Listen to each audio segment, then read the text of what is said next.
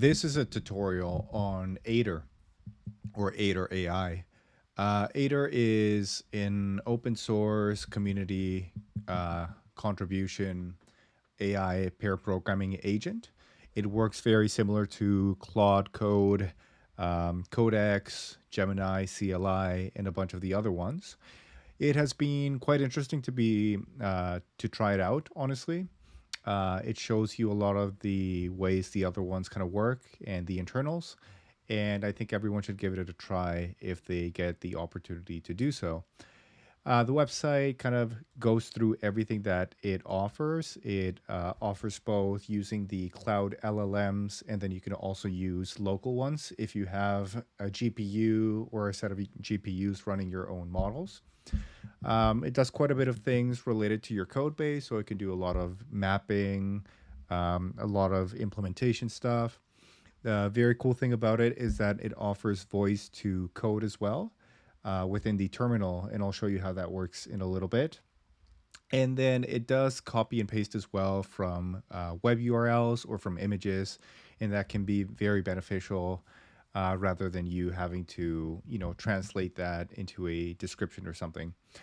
It works very well with Open Router as well, so you can use a lot of the you can use Open Router basically for the API keys to be able to just set it up in one place, and it's very good with a lot of different programming languages and all that kind of stuff.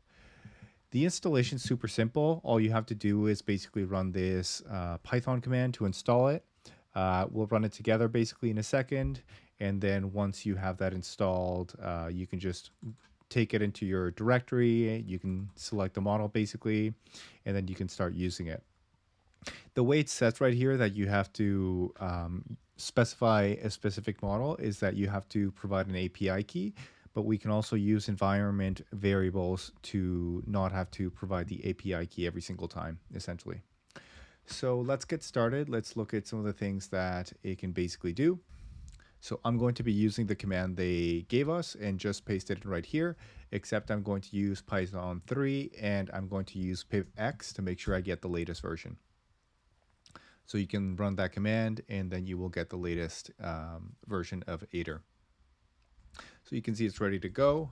I can do Aider -- version, see that it's installed right there, or just run it on its own. Now, given that this is a new directory that I created for this, and you guys should do the same, it says that there's no Git repo found, so I can create one if I want, and I'm just going to say yes for now to keep it simple. And basically I'm in, so I can do hey there, and you see that it doesn't work because it's not set up with any free model, so you have to do that setup yourself. But if I leave it and I go out, you can see that it created a bunch of things for me. It created the Git repo and the Git stuff. It also created a cache. It does caching for certain prompts and other things like that. And then it has history related to like the chat that you have. So what we're going to do right now is that we're going to go into OpenAI, the platform, and also into Gemini, and then we're going to generate two API keys that we can use for this. So I'm going to say Aider test 1. It's my API key, and then the same thing for Gemini, Aider test 1. So it generates an OpenAI key. You're going to need one of these as well for yourself. And just to keep it simple, I'm going to create an env file. And I'm going to say this is the OpenAI API key. A very important thing is that you explicitly name it OpenAI API key exactly in this format. It will not be able to recognize the API key if it is not exactly named like that. We can do exactly the same thing for the Gemini one. So the name for the Gemini one is Gemini-API key.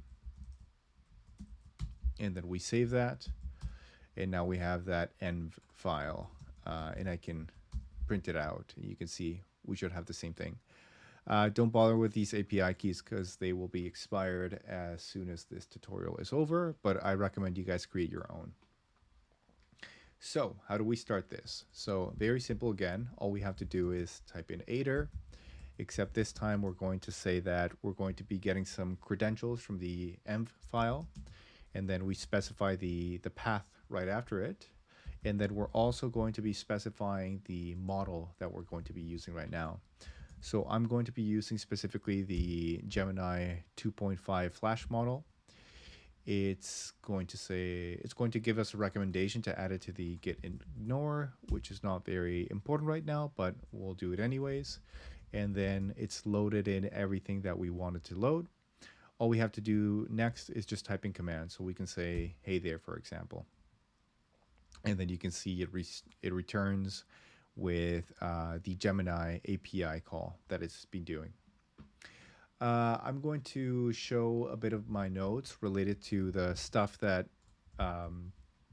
Aider kind of recommends from their tips.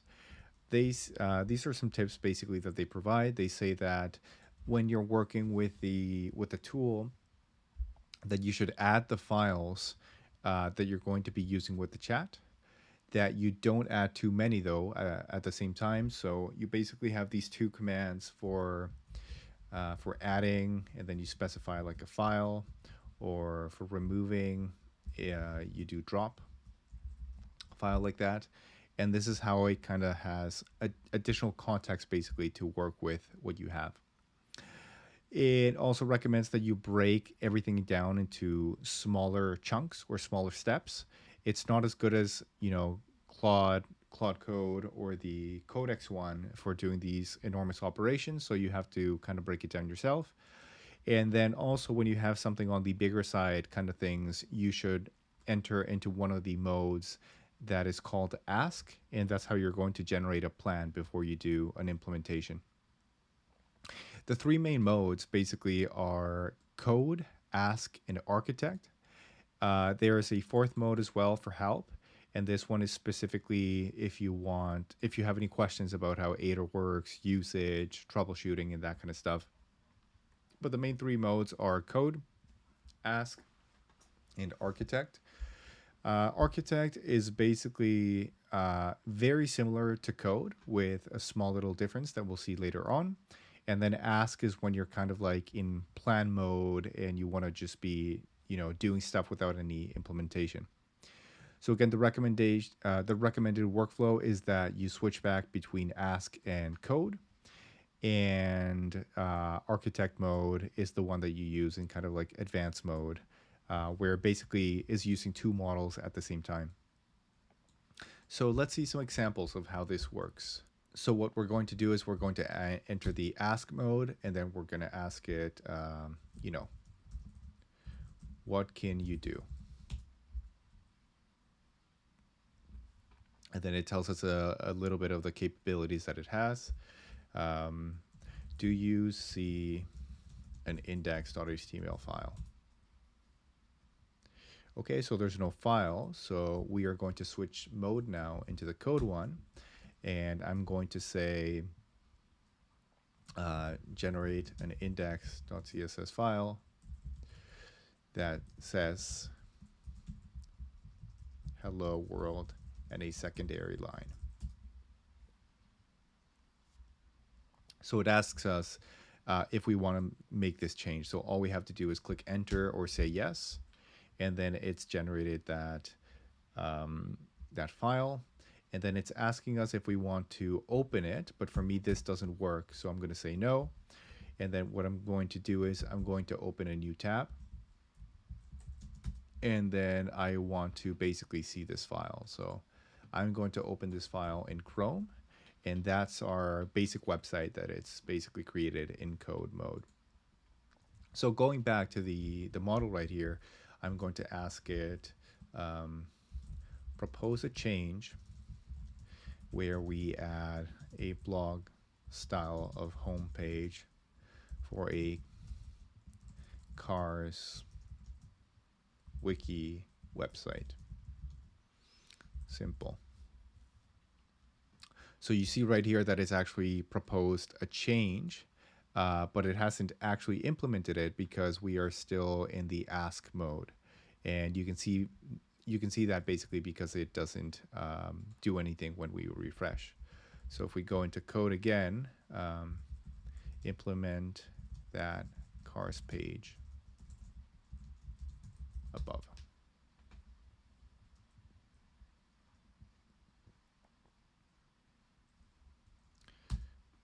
There we go. Do a refresh, and there is a bit of the cars page that we're kind of working with right now. So you can see that we can use ask to plan something, and then we can kind of get a preview of what's coming, and then we can do the code when we want to do the implementation. And I'm going to say one more thing. So add some styles to make it a bit pretty.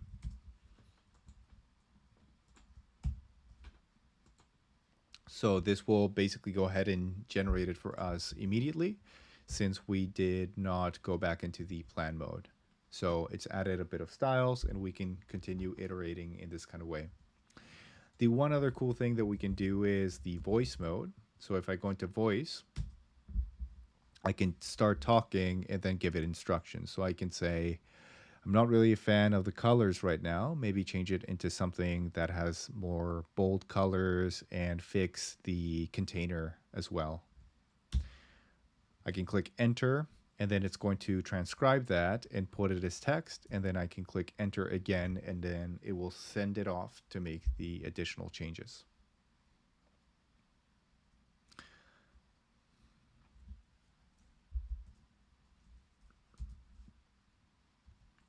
Once that's complete, I can do a refresh, and you can see that we are on the next iteration of what it's created right here. So the other thing that we can do is we can actually add images. So what I'm going to do right now is I'm going to search for diagrams, just to do like a very simple example. Imagine we have a kind of, or let's do like a mock UI.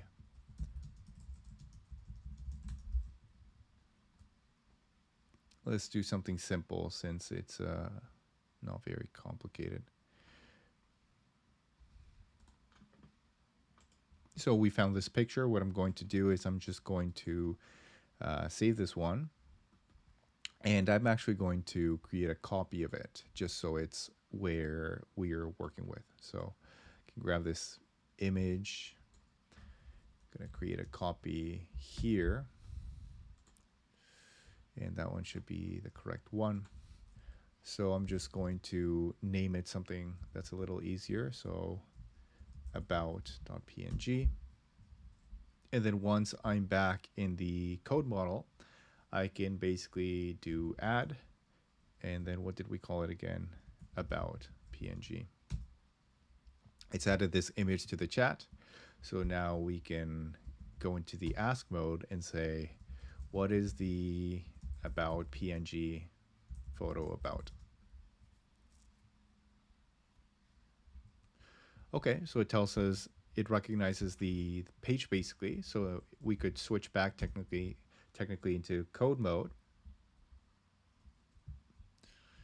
You can see basically right here the things that are attached in our given session right now. So the about image and the index.html page. I can say implement the about PNG styles into our current website.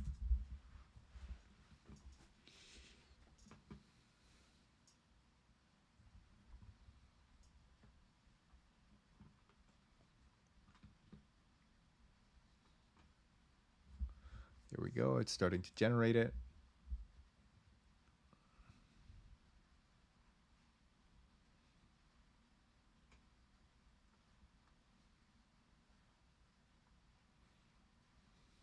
So this one took a bit more time, but it's generated the changes. If we do a refresh now, you can see that it's trying its best. It's doing something.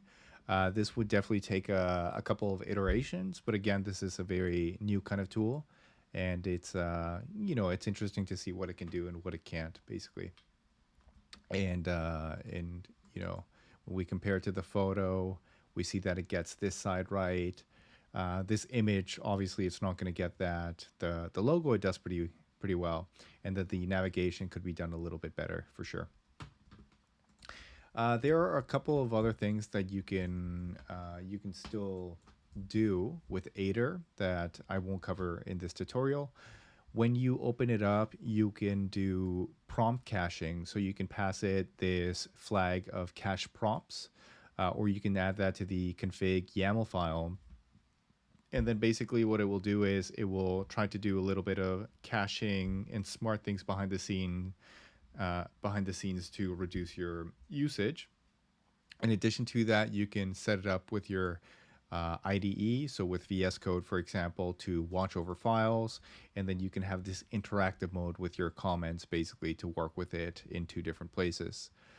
You can also have notifications, so the kind of stuff that we've been doing right now, this is something easy to show. So if I do this command to run and I just add notifications at the end of it, I can say, so let's add the index.html file, and then I can say, let's go into code mode, add about.html page that is similar to the home page. And the only thing I want to showcase here is that we will get a Linux notification basically once this finishes. And it might actually appear out of screen since I have two monitors, but let's see how it does it.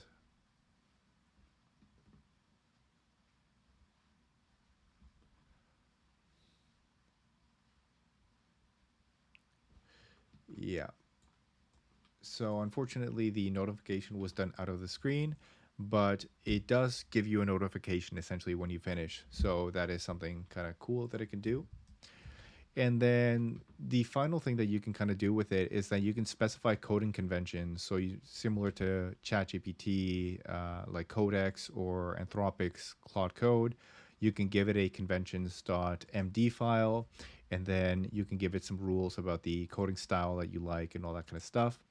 And in addition to that, something cool about it is that Aider AI already provides a bunch of different ideas for the kind of stuff that you can do for that.